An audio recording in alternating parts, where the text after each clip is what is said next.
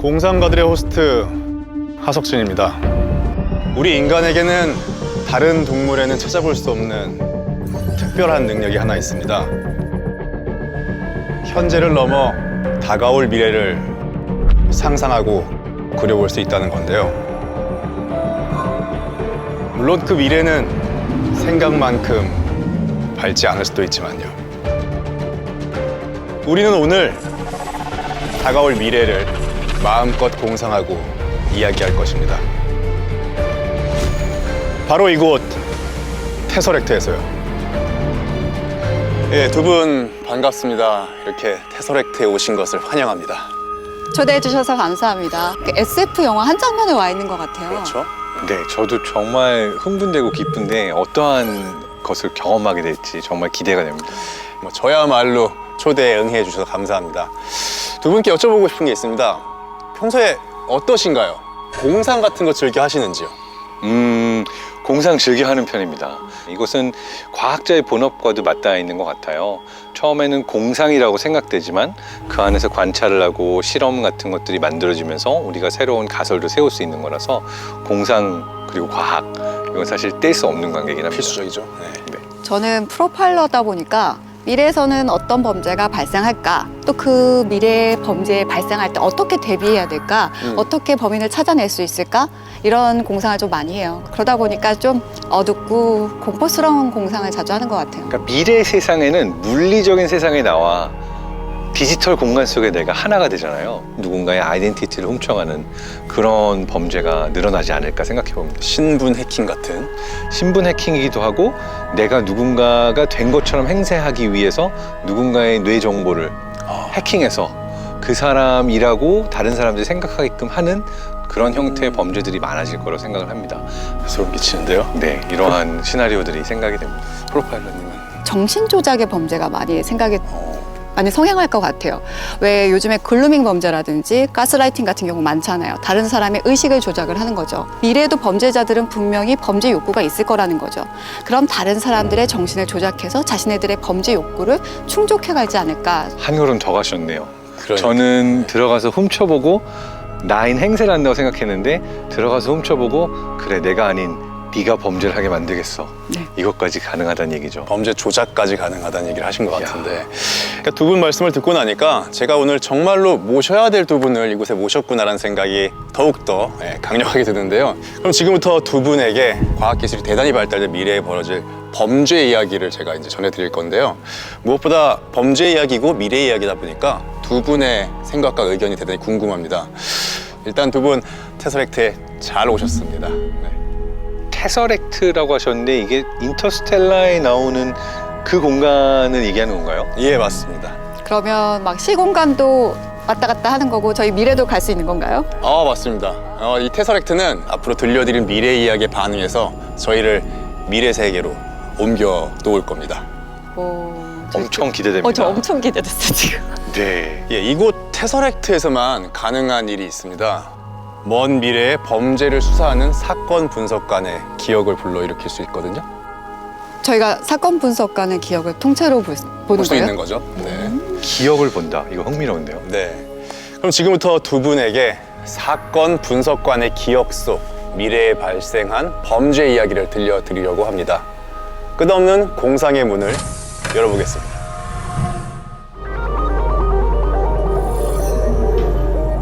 때는 2094년 12월 26일 크리스마스 바로 다음 날입니다.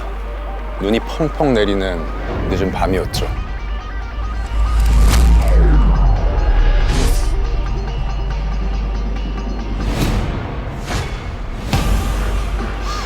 신고가 하나 들어왔습니다. 뒷골목에 시신이 버려져 있는 것 같다. 저는 연락을 받고 곧바로 현장으로 달려갔습니다. 제가 현장에 도착했을 땐 어느 정도 경찰들이 현장을 수습한 뒤였는데 발견된 시신의 모습이 굉장히 충격적이었습니다. 목 위쪽으로 남아있는 게 별로 없었거든요. 몸통은 온전한데 머리는 완전히 부서진 상태였습니다. 똑바로 보기가 힘들 정도로 끔찍했죠. 둔기 같은 걸로 수없이 내리치지 않고서야는 뭐 나올 수 없는 그런 모양이었죠. 피해자는 20대 초중반의 여성.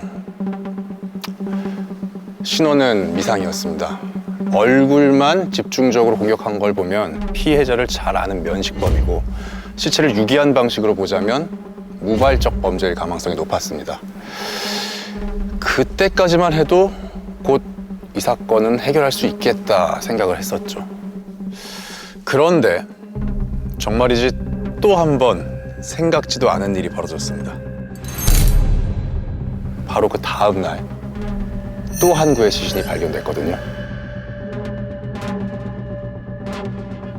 놀랍게도 똑같이 여성, 나이 역시 20대 초중반, 불상자, 머리가 완전히 부서져 있었습니다. 그럼 동일범의 소행이라는 말인가요? 아무래도 그럴 가능성이 컸죠. 수법이 완전히 같았으니까요.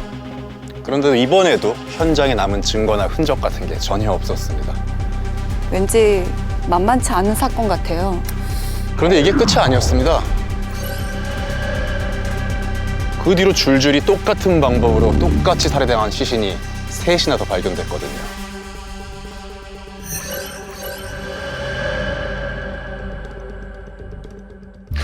이 시기에 살인이 그렇게 많이 일어나지 않을 텐데 이건 진짜 연쇄살인인 거네요. 맞습니다. 사실 이 시기에는 살인사건조차도 1년에 한 번 발생할까 말까라는 그런 시점이 되었고, 연쇄살인은 아예 개념 자체가 거의 이제 망각이 돼버린 그런 상태였으니까 그 파장이 대단했습니다. 만약에 연쇄살인이라고 한다면 피해자들 사이에 공통점이 있었을 것 같은데 발견 못 하셨어요?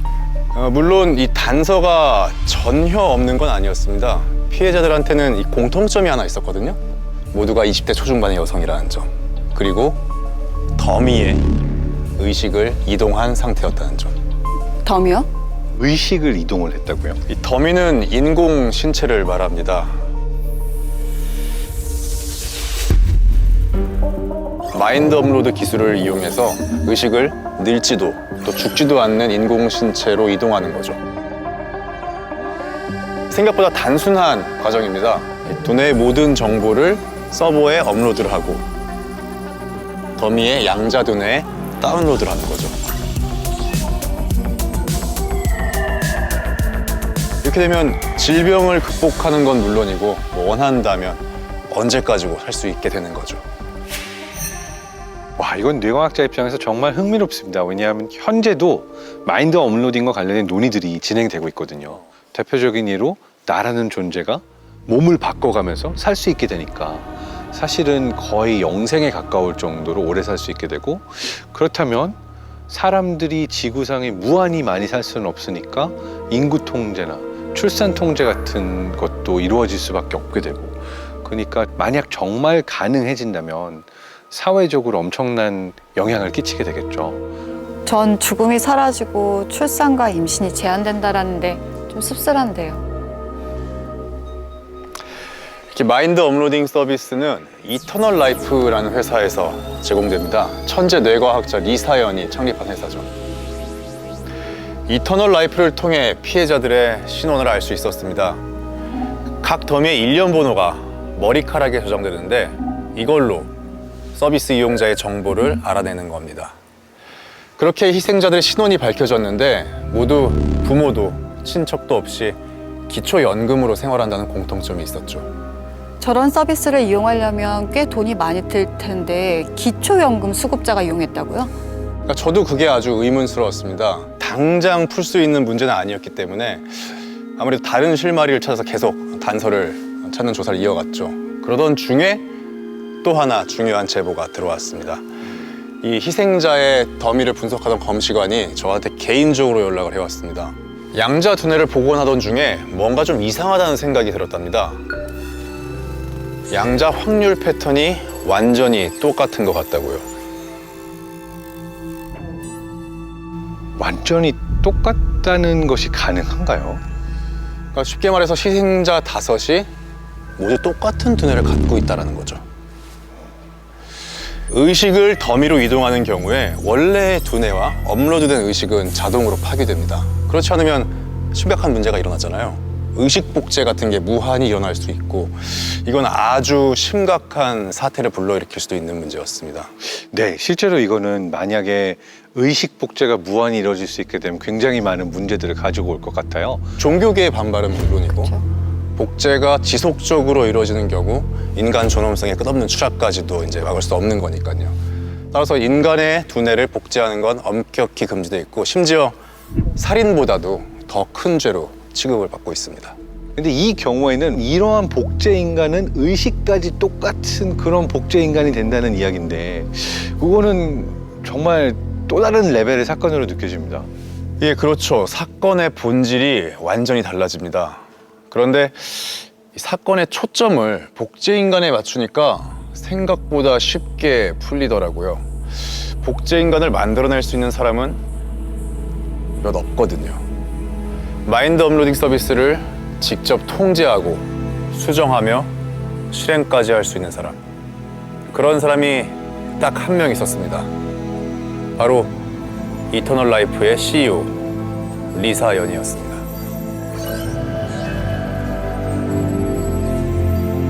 그렇게 되면 기초연금 수급자가 고가의 서비스를 이용했다는 의문, 어떻게 이용했을까도 자연스럽게 풀리게 되죠. 자, 그럼 리사연이 복제 인간을 만들었다고 칩시다. 그럼 누가, 왜 복제 인간을 파괴를 했을까요? 저는 리사연이라고 생각을 해요. 왜요? 왜냐하면 미래에서 복제 인간을 만드는 건 불법이라고 했잖아요. 그러니까 이걸 은폐하려고 해서 증거 은폐, 네, 복제 인간을 자기가 없앤 거 아닐까요? 자기 증거를 없애기 위해서. 저도 역시 그렇게 생각을 하고 리사연을 직접 만나려고 했지만 이게 연락도 되지 않고 회사에선 휴가 중이라고만 하더라고요. 그렇게 리사연의 행방이 모호하던 와중에 이 5명의 희생자들이 있었잖아요. 그들이 규칙적으로 모두가 방문하던 장소가 있다는 첩보가 입수가 됐습니다. 또 다른 공통점이 발견된 거네요. 그런 거죠.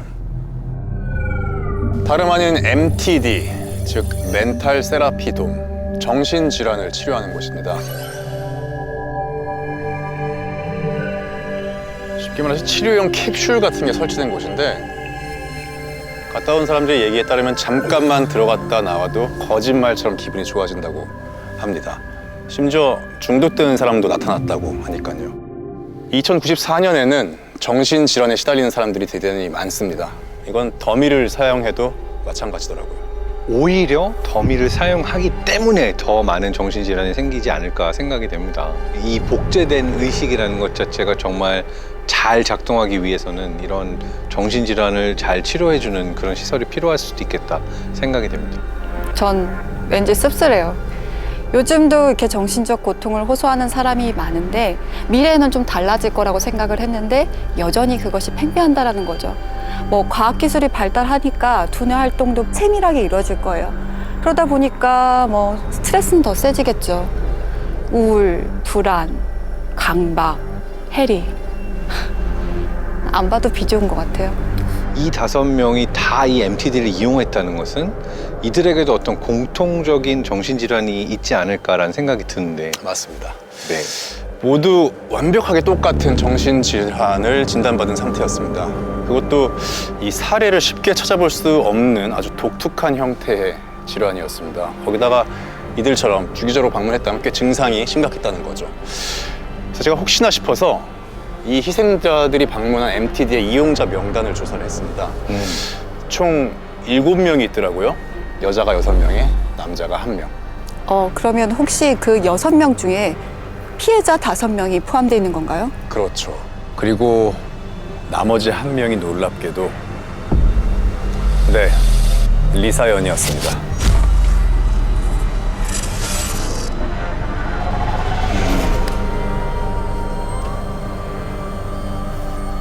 어쩌면 리사연은 자기 자신을 복제한 건지도 모르겠습니다. 자신을 복제했다. 그럴 가능성이 높다고 느껴지기도 하네요. 저는 이 사실을 보고한 뒤 리사연에 대한 임의 동행 허가를 받아냈습니다. 뭐 이제 리사연의 행방만 찾으면 뭐든 될 것 같았으니까요. 위치는 근데 추적할 수 없었기 때문에 리사연이 나타날 만한 장소를 특정하는 게 우선이었습니다. 그렇다면은 전 그건 좀 쉽게 풀릴 수 있는 문제라고 생각을 해요. 왜냐면 리사연은 어떤 특정한 우울증으로 인해서 주기적으로 그 MTD에 가야 된다고 했잖아요. 그렇다면 언젠가는 MTD에 나타나지 않을까요? 맞습니다. 정확히 일주일 뒤에 예상대로 리사연이 MTD에 나타났다는 첩보가 입수됐습니다. 조금 먼 곳이라 먼저 방범용 드론을 띄우고 곧바로 출동했습니다. 실시간으로 영상이 전송되는데 생각보다 빨리 리사연이 MTD를 나오기에 우선 근방의 경찰을 출동시키고 저도 출발했습니다. 그런데 이때 생각지도 못한 일이 벌어집니다. 갑자기 건장한 체구의 남성이 나타나더니 리사연을 차량에 태우고 바로 차량을 출발시켰습니다. 남자가 갑자기 나타났다고요? 누구였을까요? 저도 그게 알고 싶었습니다. 그래서 저도 역시 곧바로 지름길로 빠져서 리사연이 탄 차를 겨우 따라잡았습니다. 그때부터 추격전이 펼쳐집니다.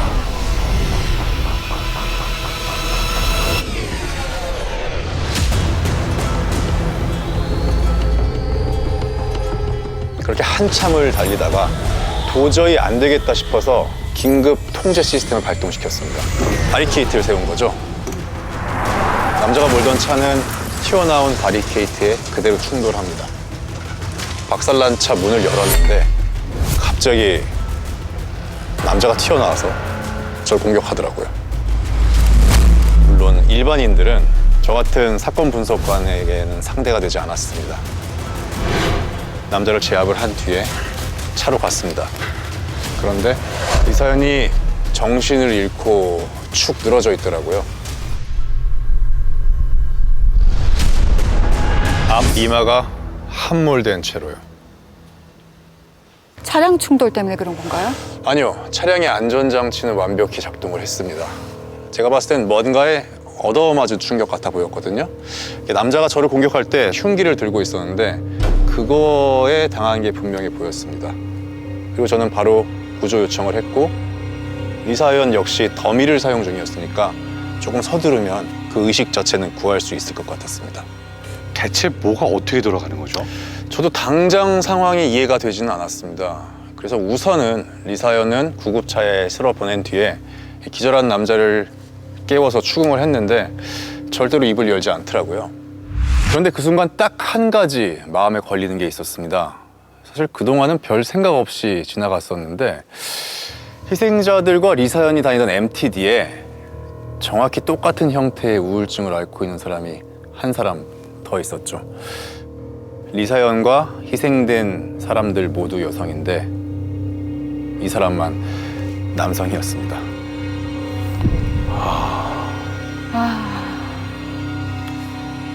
리사연은 다행히도 무사히 회복을 했습니다.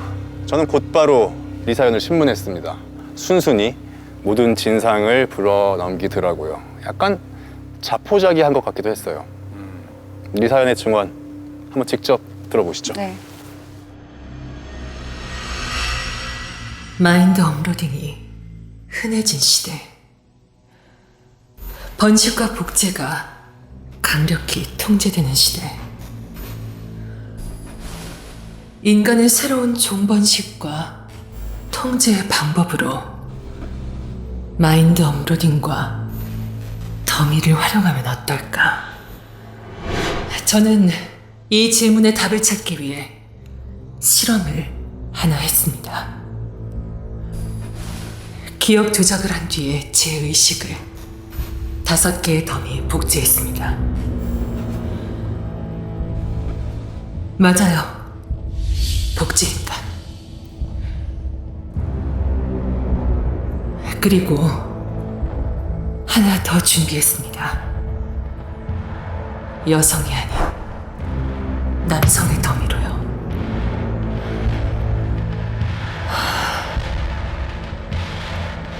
꼭 딸만 낳으려는 마음은 없으니까. 그런데 문제가 생겼습니다. 아무리 기억을 조작해도 어긋난 두뇌 신체상이 맞아떨어지지 않는 겁니다. 두뇌는 여성, 육체는 건장한 남성이었으니까. 마지막 실험체는 극심한 혼란을 느끼고 당황합니다. 도무지 통제가 되지 않는 감정적 동요의 원인을 찾기 시작합니다. 그렇게 결국엔 모든 진실을 알아버린 겁니다. 자신이 복제인간이란 걸 안 거죠. 실험체는 복수를 결심합니다. 그 다음엔 하시는 대로 해요. 이 세상에 리사연이란 존재는 불완전한 자신만 빼고 모조리 없애버리고 싶었다더군요. 저만 없어지면 끝나는 거였죠. 완벽한 복수.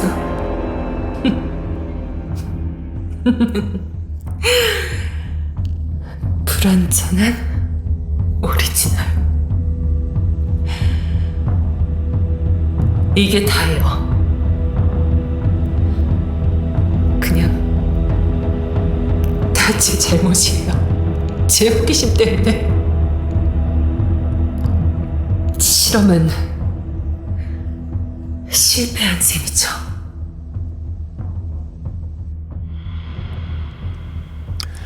사건 분석관의 기억은 여기까지입니다. 아우, 가슴이 좀 답답하기도 하고.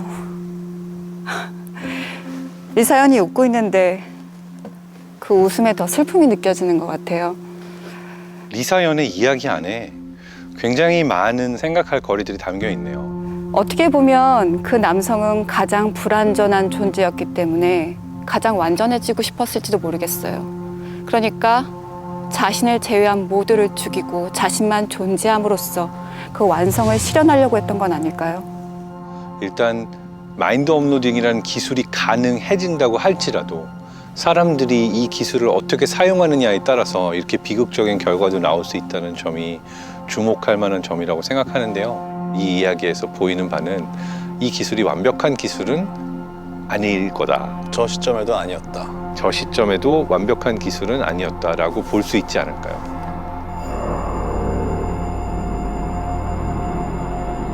지금 생각하면 아직은 조금 먼 미래의 이야기처럼 느껴지거든요. 현재 수준에서 이 마인드 업로딩 혹은 그 비스무리한 수준의 어떤 기술 개발 같은 게 한국이나 혹은 해외에서 이루어지고 있는지 그게 좀 궁금합니다. 사실 마인드 업로딩에 대한 논란은 지금도 이미 계속 진행형입니다. 아, 논란이 진행이에요. 네, 왜냐하면 미국의 미래학자 레이 커즈와일이나 랜달 코엔 같은 분들은 이것은 2045년 정도면 가능해지는 기술이 될 것이다 라고 얘기하기도 하고요. 현재 연구하고 있는 많은 연구자들이 우리는 인간의 의식을 완벽하게 디코딩해서 어딘가에 디지털 데이터를 올리는 것이 가능해졌다 얘기하는 뇌과학자들도 있습니다. 데이터화를 만드는 건가요, 그럼 의식을? 그러니까 나라는 존재는 결국 내 뇌세포의 연결로 이루어져 있는데 이 신경세포의 연결을 완전히 똑같이 어딘가에 구현할 수 있다면 이것이 결국 나의 복제된, 업로드된 나의 존재가 아닐까라고 하는 생각인 거죠. 지금 시점에서 두 분께서는 이 마인드 업로딩 서비스가 2094년처럼 상용화가 된다면 두 분은 영생이라든가 어떤 육체적 어떤 건강이라든가 이런 걸 이유로 혹시 그 서비스를 택하실 건지 좀 그 시각이 궁금합니다. 저는 영생이나 마인드 업로딩을 할 생각은 없습니다. 지금으로서. 근본적으로 나라는 존재는 시간과 공간과 관계 속에 단 하나밖에 없다라고 저는 생각합니다. 내 환경과의 관계 속에 나기 때문에 모든 세상과 모든 관계까지 똑같이 복제하지 않는다면 그건 진정한 내가 아니고 일종의 사진, 스냅샷, 비디오에 가까운 것이 아닐까라고 생각합니다. 저는 그 뱀파이어 생각을 했었거든요. 왠지 몸은 늙지 않고 나는 지금의 나였으면 좋겠다라는 생각을 굉장히 많이 했었는데 그건 몇 년 전이고요. 다시 나한테 그런 질문을 한다고 한다면 저는 안 할 것 같아요. 왜냐하면 나이가 들어가고 세월이 가면서 한계라는 것도 느끼게 되고 아파도 보고 또 죽음이라는 것이 다가오고 그러면서 오히려 불완전한 제가 되게 좋아졌거든요. 저도 완벽하게 공감하고 있는 게 네. 어느 정도 우리가 시간이라는 거에 압박을 느끼면서 살아가잖아요. 그러다 보니까 더 열심히 살고 2021년이 벌써 얼마 안 남았네가 되고 내 20대가 얼마 안 남았네, 30대가 얼마 안 남았네, 나 좀 있으면 뭐 저 같은 경우는 아빠 되네, 뭐 어른 되네, 이런 식으로 그 전에 뭘 이뤄내야지 같은 게 이제 점점 생기면서 우리가 삶의 어떤 의욕과 활력소를 느낀다고 생각을 하는데, 영생이란 게 보장되는 순간 되게 대충 살 것 같다는 생각이 되게 전 들어요. 무엇보다도 존재에 대한 소중함도 줄어들 것 같아요. 그렇죠. 네. 왜냐하면 어차피 이거 복붙 하면 되는 거 아니야? 라는 생각이 들 때의 나라는 존재와 내가 지금 나를 잃어버리면 사라져버리는 존재라고 생각했을 때 느끼는 나에 대한 소중함이 다를 거라고 생각하고 그렇게 생각하니까 진짜 끔찍한 게, 게임을 하지 않습니까? 어떤 미션을 실패하면 다시 불러오기를 해요. 네. 이런 경우에 범죄를 일으켜놓고는 다시 예전 의식으로 돌아간 다음에 다시 불러오기를 한 다음에 저거 나 모르는 사람이야 라는 것도 가능할 수 있을 거라는 생각이 갑자기 들면서, 이게 저는 범죄적으로 더 심각해질 거라고 생각해요. 사실 범죄자들의 대부분은 자아 정체감이 좀 약한 경우가 많거든요. 이렇게 의식이 계속 더미 속에 이동을 하게 되면 내가 과연 누굴까? 그렇다면 이게 나도 아닌데 그럼 내가 범죄를 저지를 수도 아무렇지 상관없잖아. 어떤 도덕성이라든지 죄책감은 분명히 희석될 수밖에 없다라고 생각이 들어요. 자아에 대한 책임감이 줄어들 수밖에 없으니까요. 이 그 이야기 속에서의 포인트는 남성의 몸에 여성의 자아가 들어간 상황을 이야기하고 있잖아요. 내가 생각하는 몸과 다른 몸에 들어가게 되면 나라는 존재는 어떻게 느낄까라고 하는 괴리감도 생길 것 같아요. 자, 그러면 이제 복제인간이 범죄를 저질렀는데 과연 이걸 살인사건으로 봐야 될지 혹은 단순한 실험의 실패로 봐야 될지, 두 분의 시각이 또 궁금합니다. 일단 리사연은 분명히 복제인간을 불법으로 복제한 것이 있으니까 이건 불법에 해당이 되겠죠. 하지만 불법으로 복제된 인간, 여자 5명에 대해서는 이것이 살인죄가 성립할 것이냐 안 할 것이냐, 사실 이것이 키포인트라고 생각을 하는데, 저는 그것은 살인에 해당된다고 생각을 합니다. 그들이 분명히 자신을 자아라고 인식을 했고 다른 객체라고 생각을 했기 때문에 이것은 살인죄로 의율돼야 된다고 생각을 해요.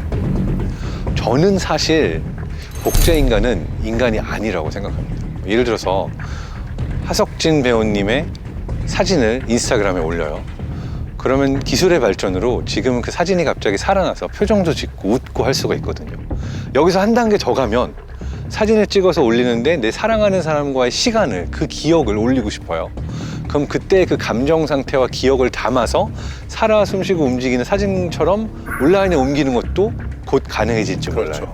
그럼 이러한 것들이 계속 진행되게 되는 것이 어떻게 보면 오늘 본 마인드 업로딩의 미래라고 할 수가 있는데, 발전된 형태죠. 어디까지나 나의 일부의 스냅샷 또는 전체 나라고 생각하는 나를 어딘가에 업로딩한 거지만 내가 내 인스타그램 사진을 지운다고 살인을 하는 건 아닌 것처럼 이 5명의 리사연이 클라우드상에만 존재하는 5명이라고 생각을 해봐요. 이들을 클라우드상에서 복제하고 지우는 것도 살인이었을까요? 근데 이들은 더미를 갖게 됐어요. 육체, 신체라는 걸 갖게 됐죠. 의식만 있다면 그것을 인간이라고 할 수는 없겠지만 분명히 육체, 신체화를 가지고 의식과 상호작용을 하고 있어요. 네. 자아가 형성된 상태에서 바깥을 인지하고 사람들하고 상호작용을 했고 감정을 느꼈다라는 겁니다. 이게 중요한 포인트인 게요. 정말 이 의식을 가진 존재가 의식을 가졌는가라고 하는 테스트가 근본적으로 어렵다는 거예요. 복제 인간이 사실은 정교한 알고리즘이라면 실제로 자아가 없어도 이 존재를 보는 사람들은 자아가 있다고 믿게 충분히 흉내를 잘 낼 수 있다고 생각을 해요. 답을 내기가 어려운 부분이 있지만 주어진 정보만을 보고 판단했을 때는 사실은 일종의 실험에 가깝다고 느껴지기는 합니다. 두 분의 시선이 조금 다릅니다. 네. 복제인간 주제 같은 경우는 우리가 지금 이야기하고 있는 것처럼 더 많은 사람들과 논의를 해야 될 주제이기도 한 것 같아요. 사회적 합의가 이루어지지 않으면 결국은 어디까지가 인간인가 아닌가를 과학자 혼자 결정 지을 수 있는 것도 아니고 판사 혼자 결정 지을 수도 있는 문제가 아니라고 생각합니다. 공론화가 이루어져야 된다. 네. 어쨌건 두 분의 생각이 이렇게 많이 다르다는 점이 대단히 흥미롭습니다. 그러니까 남성이 저지른 일에 관해서 과학자의 시각으로 보자면 그냥 이게 단순한 실험 혹은 해프닝에 불과하고, 프로파일러의 어떤 눈에는 이게 심각한 연쇄살인으로 비춰질 수 있다는 거잖아요. 제 생각에는 무엇보다 중요한 건 이 기술의 발전으로 이 마인드 업로딩 같은 서비스도 됐지만 그 기술을 사용하는 인간의 의식이 어떤 방향으로 전개되느냐가 제일 중요한 것 같다는 생각이 듭니다. 네, 저도 동의합니다. 과학자의 시각에서는 실험에 불과할 수 있지만 사회적 합의에 따라서는 심각한 살인이 될 수도 있다는 점은 저도 동의합니다. 근데 복제 인간을 만든 게 유죄라고 했는데 그렇다면 그 처벌은 어떻게 되는 건가요? 아까 얘기할 땐 살인보다 무겁다고 했으니까 아마도 극형의 아마 처벌이 되지 않을까 그렇게 생각을 하게 됩니다. 실험에 한번 대가치고는 좀 무겁긴 하네요. 그것도 어떻게 보면 실패한 실험인데 말이죠. 네. 저 근데요, 저는 그냥 리사연이 단순히 아이를 가지고 싶었던 건 아닐까 생각이 드네요. 대단히 슬픈 얘기죠, 그렇게 된다면. 그렇죠. 제가 여성이다 보니까 어느 순간 저도 나이가 들어가면서 임신과 출산에 대해서 진지하게 생각을 하게 된 거죠. 그랬을 때 정말 그냥 나랑 똑같은 사람이 아니라 좀 더 나와는 닮아 있지만 뭔가 연결되어 있는 또 다른 생명체, 존재 이런 생각을 하게 되거든요. 리사연이 선택할 수 있는 거는 그때 당시 복제밖에 없었을 테니까 그것을 선택한 게 아닌가라는 생각이 들었어요. 그러니까 모든 존재는 나란 존재의 흔적을 남기고 싶어 하는 게 아닌가라는 생각이 들어요. 그러니까 예술가는 창조를 하면서 나라는 존재의 흔적을 남기고 싶어 하고, 보통의 경우에는 사랑을 나누고 아이를 낳으면서 나라는 존재의 흔적을 남기고 싶어 하고, 그것을 마인드 업로딩과 같은 방법으로 시도한 것이 아닌가 생각이 됩니다. 그러니까 이 마인드 업로딩이라는 서비스가 발달해서 미래의 과학이 대단히 발달했구나 이런 식으로 선망의 대상으로 미래를 아까 바라봤거든요. 그리고 리사연은 그 선망의 기술이 있는 시대에서 안 좋은 범죄를 저질렀다고 생각을 했다가 리사연이 어떻게 보면 피해자네? 후손을 남길 수 없는 존재가 자기가 원치 않는데 돼버렸네라는 생각을 하면서 이 미래에 대한 가상의 스토리가 되게 철학적으로 저한테 다가오는 것 같습니다. 오늘의 공상은 여기까지입니다. 어쩌면 이렇게 미래를 내다보며 이야기하는 것이 조금 생소하게 느껴지실지도 모르겠습니다. 하지만 미래는 생각보다 멀리 있지 않습니다. 한 공상과학 소설가는 이런 말을 남겼죠. 미래는 이미 와 있다. 아직 널리 퍼지지 않았을 뿐이다. 공상은 계속됩니다.